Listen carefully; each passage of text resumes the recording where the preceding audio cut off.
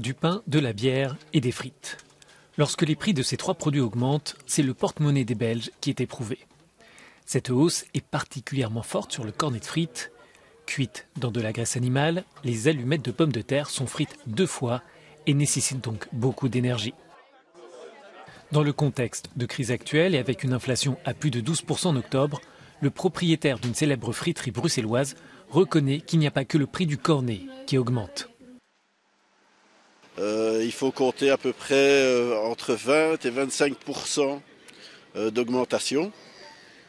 Bon, le prix de l'énergie a fait x5, le prix de la graisse a pris 35%, les prix des sauces a pris 10%, et les prix de tout ce qui est pommes de terre, ça a évolué de à peu près entre 4 et 5%. Tous ces coûts se ressentent au moment de passer à la caisse.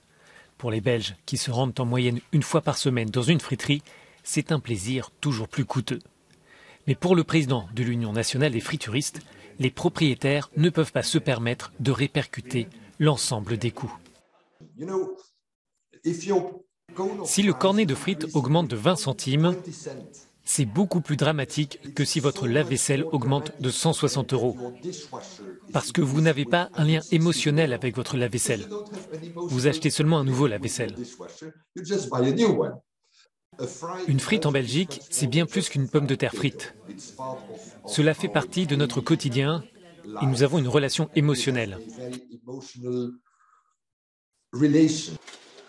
Pour le moment, les Belges continuent d'acheter leur cornet hebdomadaire, mais si l'inflation se poursuit, les professionnels devront peut-être faire des efforts supplémentaires.